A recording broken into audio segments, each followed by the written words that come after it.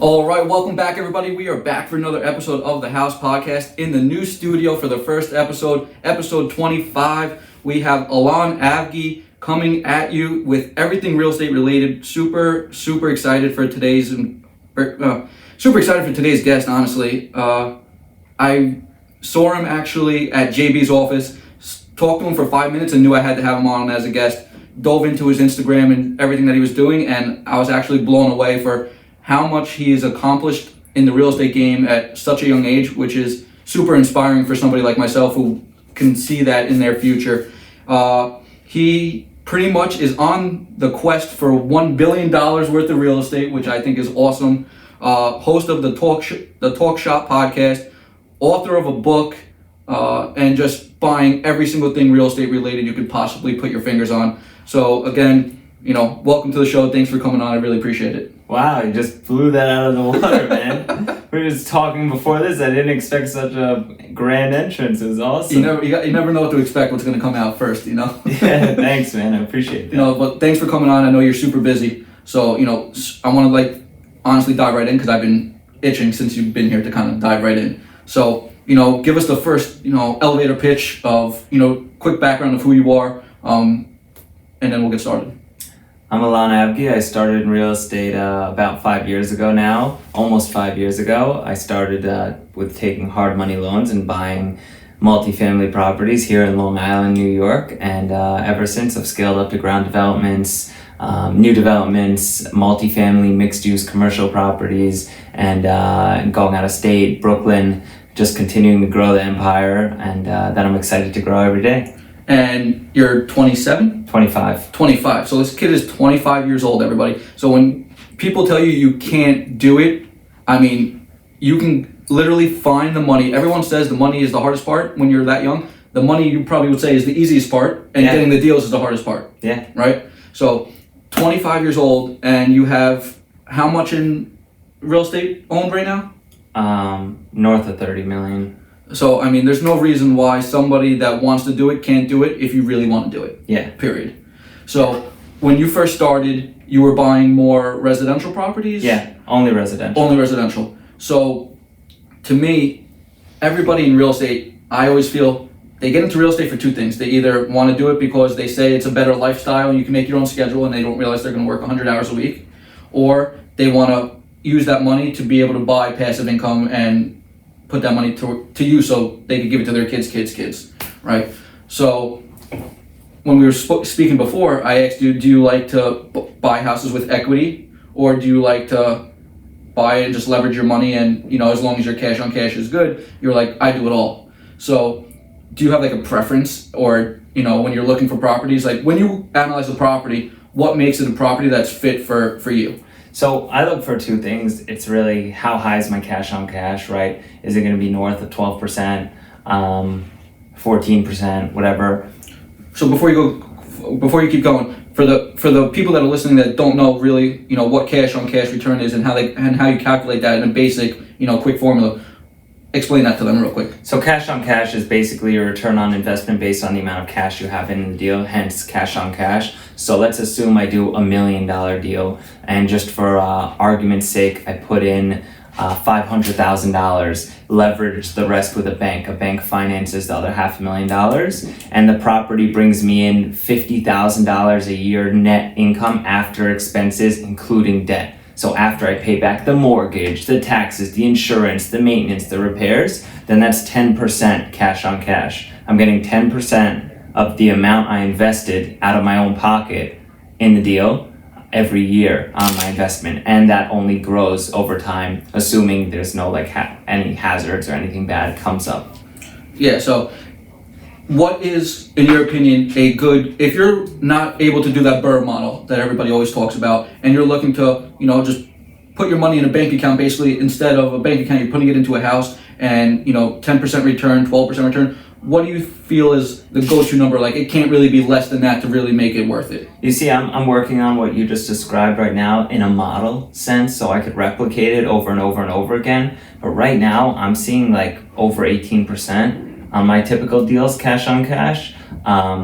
I'd say anything over 15% is fantastic, and I've gone as low as 9% based on the type of deal it is and where it is and the potential, opportunities there are with that deal. So when you buy some houses, do you buy them sometimes thinking, okay, I'm buying this house in an upcoming area, maybe my cash on cash is 9%, but this house is gonna, value-wise, is gonna skyrocket over the next 5, 6, 10 years to where I'm gonna gain, 10, 20% in equity over the course of the house over the 5 years, and I'll take less cash on cash because the acquisition of that house is going to go up so drastically? Yeah, that's one of them, right? That's one of the things I look at. Like right now, I just bought a 3-family in Massapequa. Worst deal I've done, cash on cash wise, but a 3-family in Massapequa is very rare. Right, you don't typically find 3 families in Massapequa. It's a fantastic area for those of you that don't know. It's here in Long Island in Nassau County. Great place. Typical homes sell for a fortune, as the realtor king himself can tell you. So I bought this house for $650,000, which is the most I paid for a 3-family ever. I bought it at a 3 cap, value add 9 cap, which will take a little bit over 2 years to get that. So explain that real quick, because a lot of people won't understand, when you say 3 cap, 9 cap, break it down for the simple guy that's just...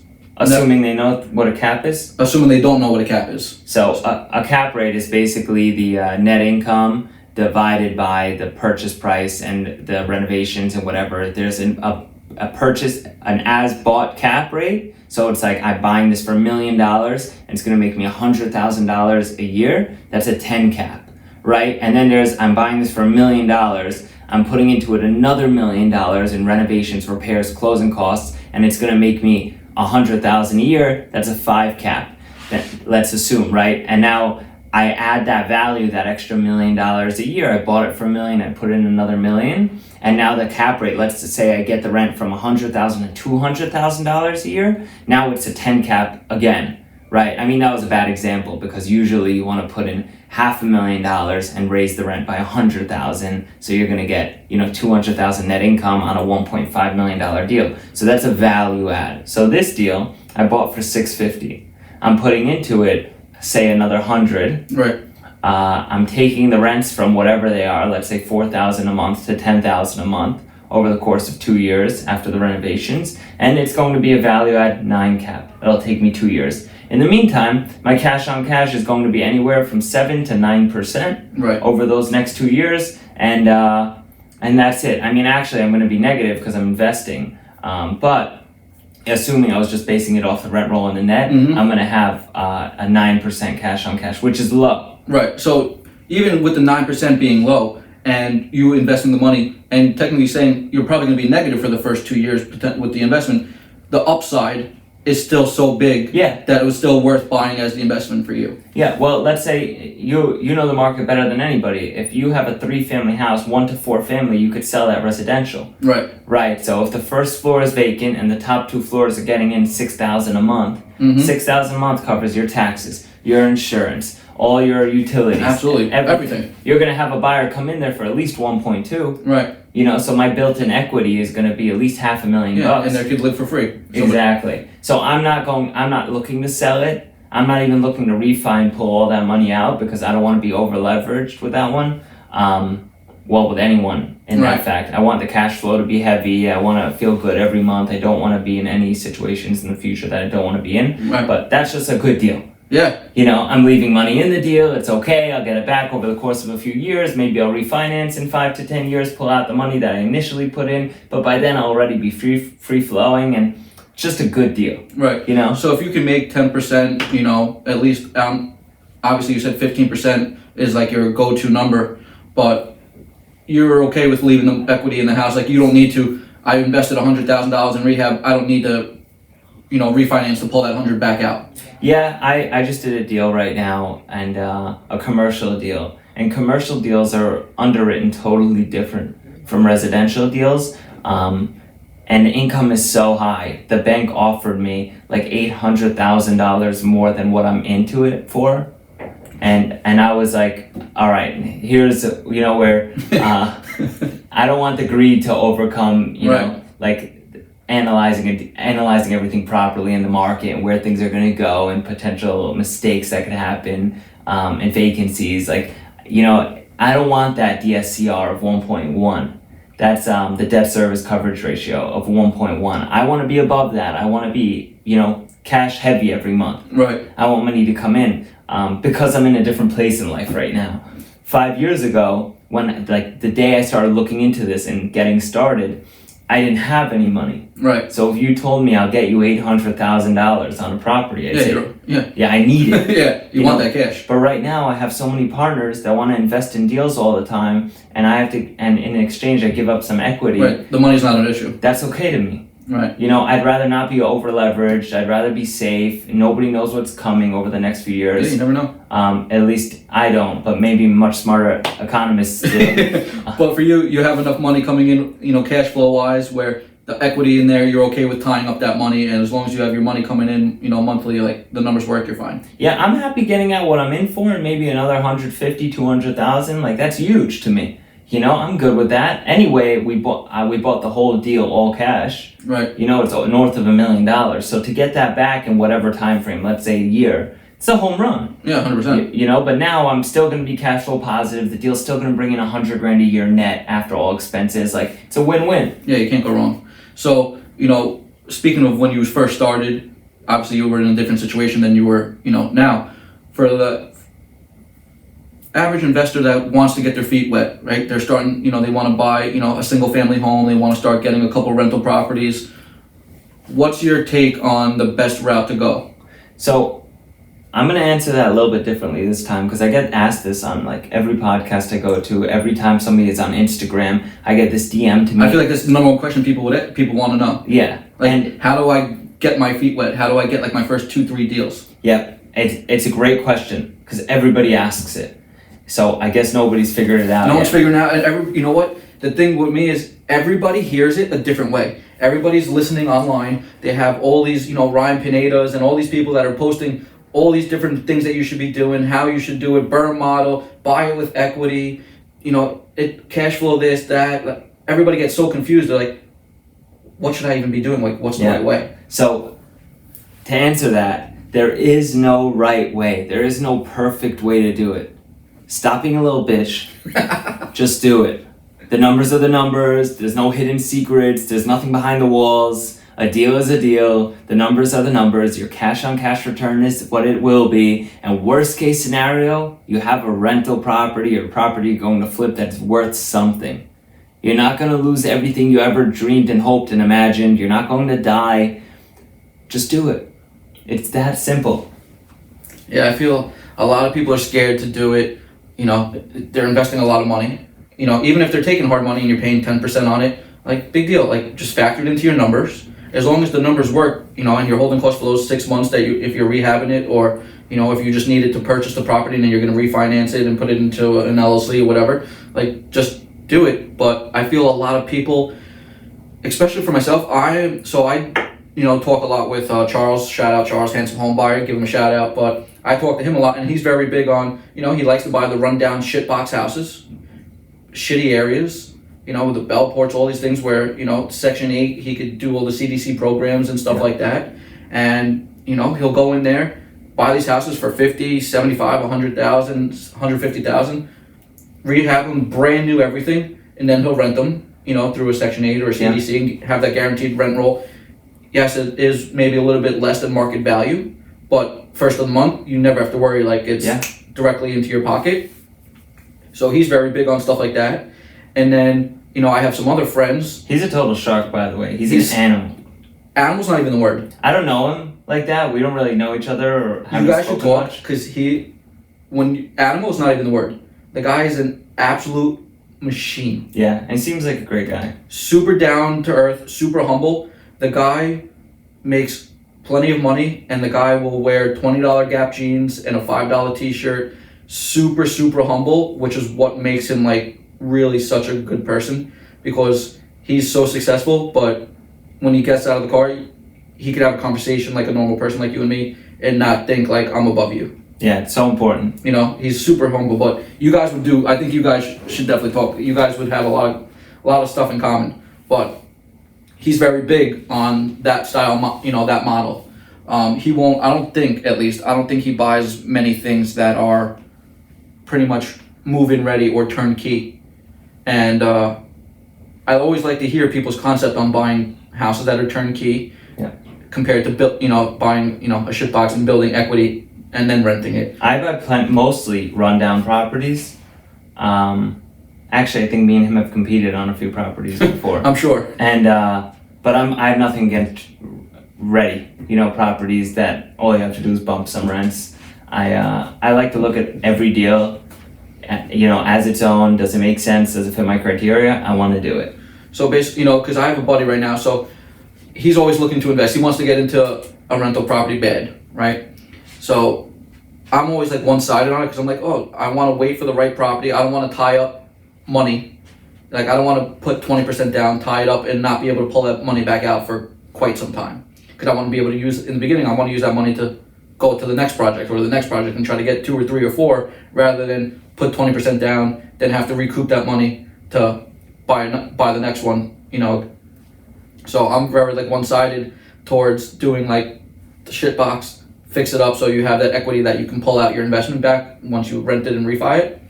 But he's very into, I don't mind, I will buy the house, I'll tie up 20% as long as I'm bringing in, my cash flow works, he's happy. But he doesn't understand the risks yet because he doesn't have like a spreadsheet. I know you probably have like a spreadsheet that has a bazillion numbers to it that gives you everything.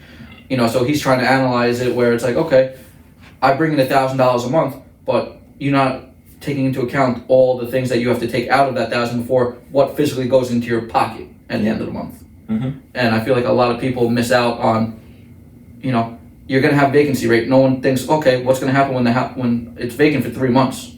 And you got to factor that in. You got to factor that in, and a lot of people don't realize.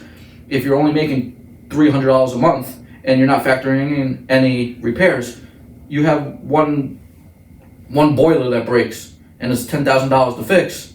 You're not making money for the next 5 years. Yeah. So what do you think right now, the market the way it is, how have you been getting deals?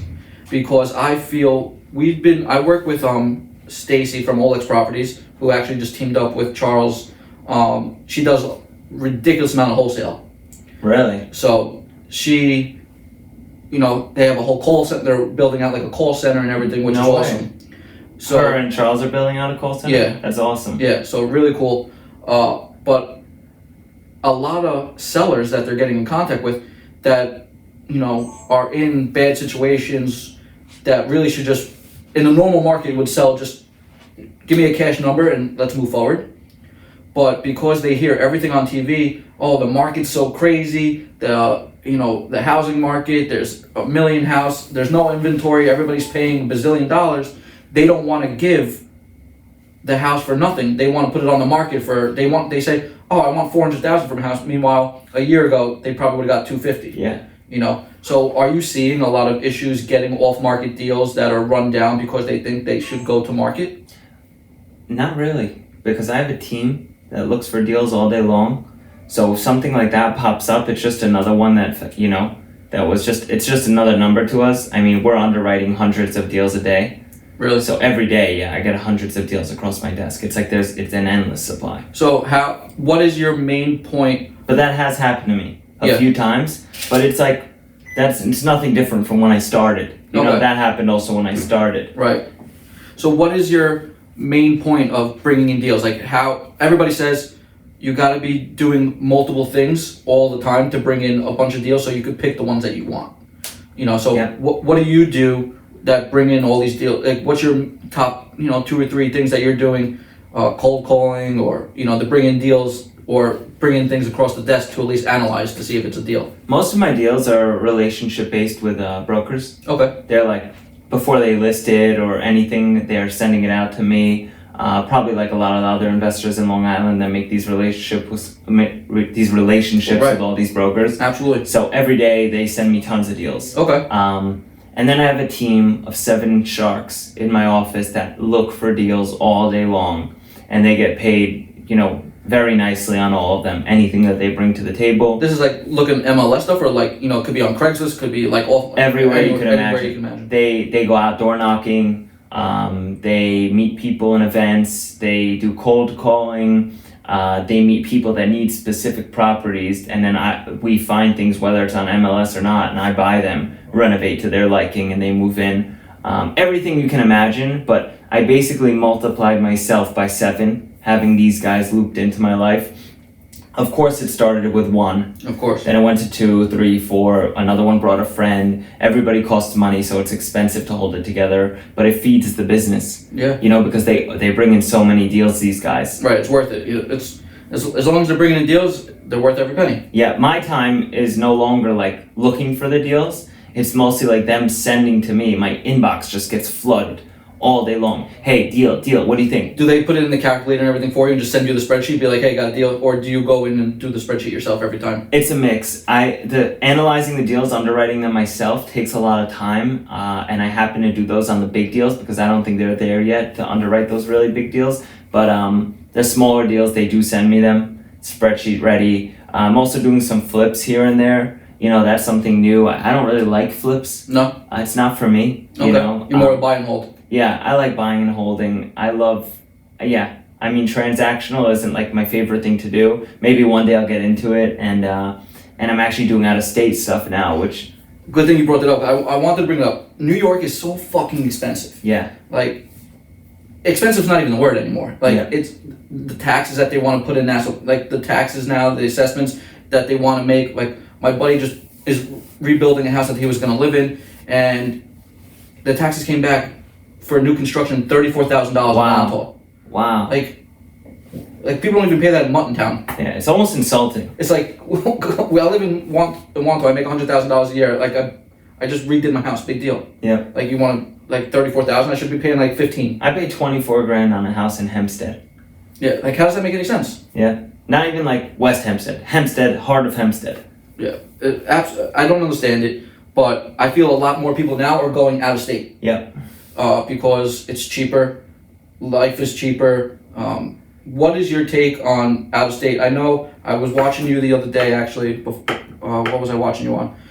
What's the guy that owns Turnkey? Antoine. Yeah. So I was watching a little bit of you guys. He's a great friend of mine. I was watching a little bit of you guys, and I know he does like a boatload out of state stuff. Like, He's an animal. So I was very intrigued by his stuff. I thought like the conversations you guys were having was really good. What's your take on the out of state stuff? Is that something you want to get more into, or? So yes, I am getting into it. Not want to get into, I'm definitely getting into it. I've been working on it for months now. I'm working on a syndicate where people like yourself or JB or anybody that wants to invest in real estate but has a different business or something else that they're handling, or they just don't know, or can't find deals, that they can invest, whatever, $25,000 into and get equity in it with me.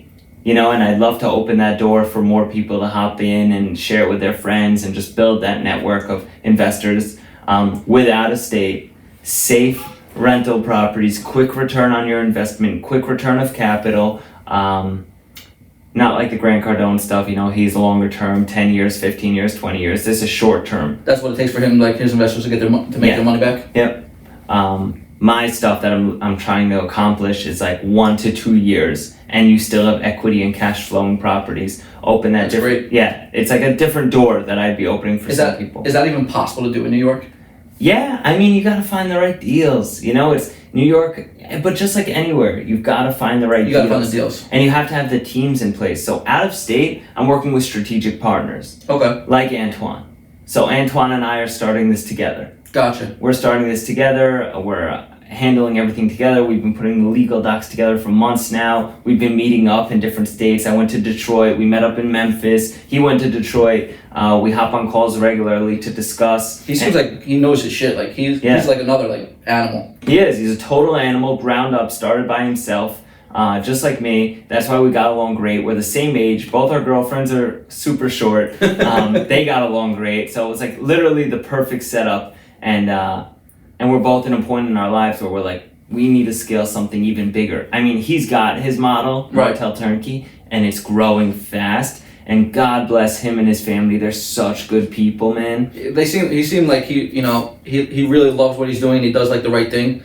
Like that's what it's all about. It just shows like you do the right thing and you bust your ass. Like in real estate, there's so many ways to make money and like stupid amounts of money where you could be very comfortable for life. Your kids could, have a great life. Like their kids could, the generational wealth could just, the tree just can go so deep.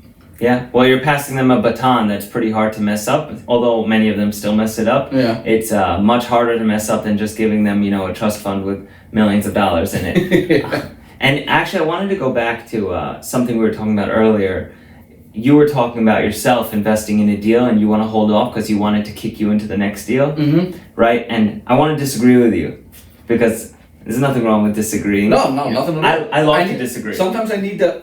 That's why I love having people like yourself, young guy, I'm 32, you're a freaking young buck. Yeah, you're still young, man. But, to see what you've done and what you're doing is super inspiring, for somebody like myself that wants to have that end game of have enough rental properties to sustain a comfortable living. Yeah. If you want to take the family away for a month, you don't have to worry that you can't work because your passive income is going to cover your nut for the month. Yeah. That was always my game plan. Why I wanted to get into real estate, to be able to use that money to buy rental properties.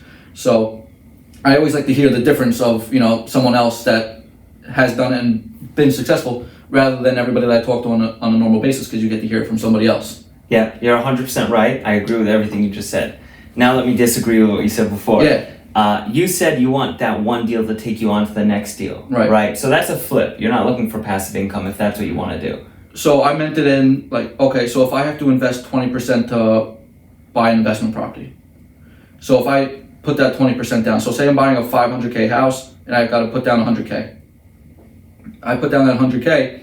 If the house needs a little bit of work, once all said and done, maybe it's worth 600. Maybe it's worth 550. Not a lot of equity left to play, but good rent that you can get. If I want to buy the next property, I still need another 20%. Yes. Right? So if I can't pull that 100K out of the first deal, I have to wait to buy the second deal. But you're going to have to wait no matter what, because there's a seasoning period in real estate, in rentals. So no matter what you do, you're going to have to wait. Now, how long have you been sitting on this? Plenty of time. That's the issue right there. You gave up on your opportunity to compound your investment. The money's just been sitting there. Right. See, this is a mistake that many people make because they're like, I'm waiting for that right deal. But then you'll wait till you die. You know what I'm saying? Yeah. Like, I was 20 when I did my first deal. Actually, I was 21, sorry. I got in contract when I was 20, I closed when I was 21. That's awesome. I bought it with hard money. I didn't even cash out refinance it. I didn't even know that was doable. You know so much more than I knew when I was 21. I bought this deal.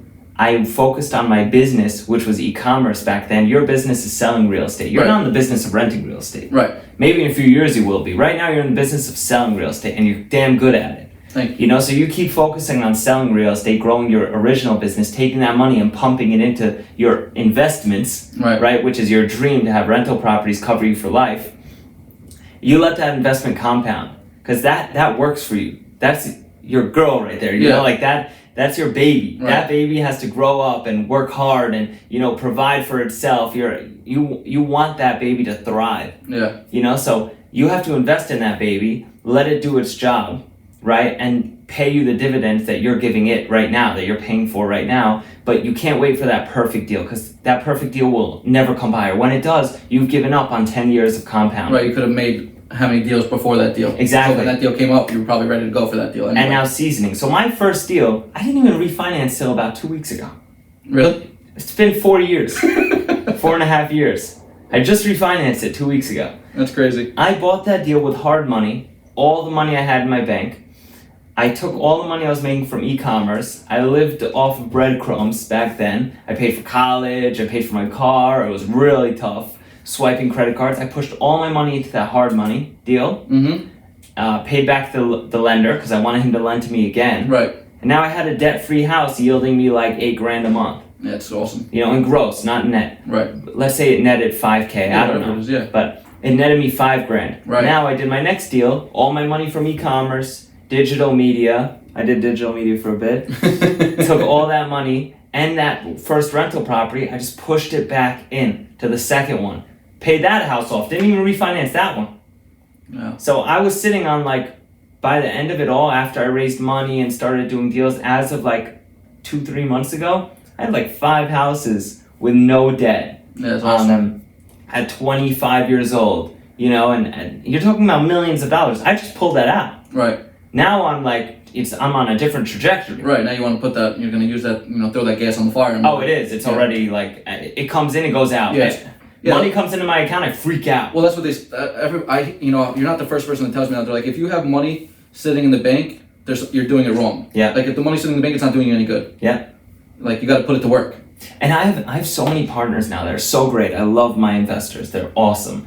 And a few of them are major heavy hitters. And they're like, we need more deals. Let's do more deals. And I'm like, I wanted to go on deal by myself, you know? And they're like, no, we're in. We have no choice. We're going with you. Yeah, so now I have all this money sitting in the bank that I'm actually investing in other people's deals right now. Right, just so you can deploy it. Yeah, because my deals, they're like, we're in. It's crazy. So the money is no longer the problem, right? Scaling's the problem. Right. I need a model, a cookie cutter model that I could scale fast. Mm-hmm. You know, a few people have accomplished that, like Antoine, Charles, those guys. That's where I'm at now. That's where you want to get. That's where you're working out all those. Yeah, I'm still breaking my head against the wall, you know, like hard, every day, new deal. What's the criteria? Does this work? Does that work? Maybe this one will change it up, new asset class, all that stuff. So this is just purely hard work. You know, now I'm building out these models. I'm working on a few, and I'm really excited to launch them. I deploy my own capital first before I deploy anybody else's. And then if it works out, I loop in partners. Gotcha. So that's what I'm doing with out-of-state deals. That's what I did in Long Island when I got started. I put my money where my mouth is. I'm a big believer in that. If you try and raise money before you invest your own, I don't want to even have a conversation. Right. You got to have your own skin in the game. Like, if you think you're going to be able to do it, then you should have no problem putting your money up. First, I do deals now that I don't even put a penny into, but I mean, my track record speaks for itself. Right. So when I started, I was personal guaranteeing millions of dollars in loans, you know, and putting in every penny I had and swiping credit cards. So today, it's like if an investor wants to loop into a house and do a deal with me, it's like, you know, I'll do that with you. I'd love to do that with you, but I don't need to kick in equity because you're going to get your money back anyway in 6 months, 9 months, a year. And I've already done, 50 of them, you know, so that's my track record. Right, you got results to show them, like, listen, here it is. Like, I don't need to prove you myself anymore. Like, exactly. And then if I want better terms, if I want more equity, if I really like the deal, and then sometimes I kick in my own money too. Right, because if you think it's like a slam dunk, like I want to have a little bit more, okay, I'll pony up some extra. But I still want my partners to be part of it, you know, and make everybody happy. I do. Right. There's no perfect way. You know, it's just like you gotta do deals. Right, you just gotta do volume. Yeah. Just more volume. So, you're 25. Yeah. What's the 5-year plan? Where do you want to be in 5 years? For the next 5 years, what's the go-to to get to? I mean, I keep writing it down and trying to like visualize how I'm going to get to $1 billion in rentals in 5 years, but it's really hard. Really hard. You know, like unless I get that model down very soon in the next few months and it really scales fast, it's going to be extremely difficult for me to get to $1 billion in 5 years.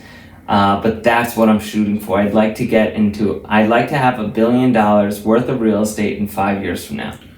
Do you see yourself doing that residential properties after residential properties, or you think you're going to have to eventually, maybe you even do this now, get into the multi-unit, 10-unit, 20-unit? No, I'm there already. You're doing all those already? Yeah, I've been doing that.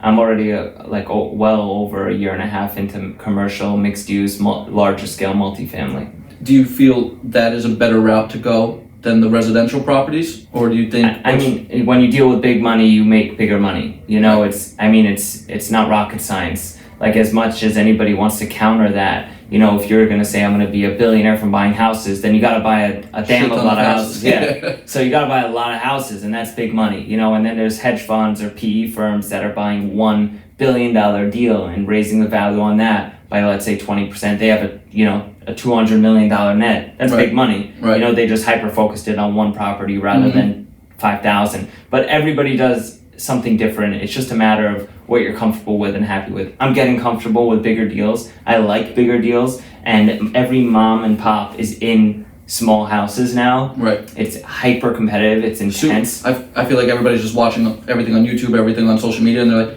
okay, I'll just buy one of these. Everyone else is buying them. Everybody loves Bigger Pockets. I've never even been on the Bigger Pockets website. And everybody loves it. My buddy loves it. I've never been on it myself, but he talks about it every time I talk to him. I hear about it all the time, and I'm so happy that people have a resource, but it's just, it's like, it's so competitive now. So getting Yeah. into bigger deals is less competitive, and it's all about the numbers. So I'm Right. thoroughly enjoying that. No, that's awesome. So 5-year plan. How many houses? How many properties you got to buy to get there?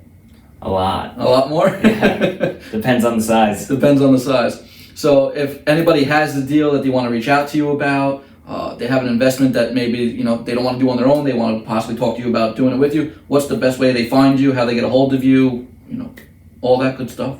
So my Instagram is at Allon Avgi, ALLON AVGI. I have my email on there. I post all the time. I answer almost every DM that I get.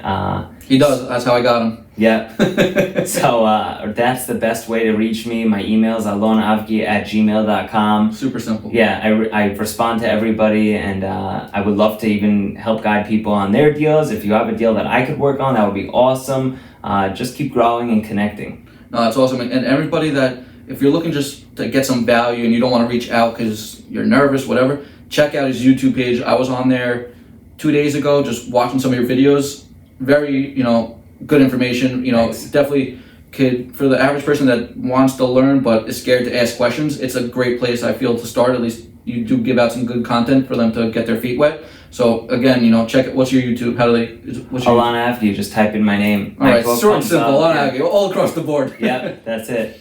And if you're looking to sell any properties or you're looking to buy anywhere on Long Island, Nassau County, Suffolk County, Queens, reach out to me. Give me a call, 516-732-6398. Again, my team is always ready. We are ready to deploy anywhere we need to be. If you have any real estate related questions, what's going on in the market, again, feel free to reach out to us anytime. We'll be more than happy to help. Until then, it's a wrap.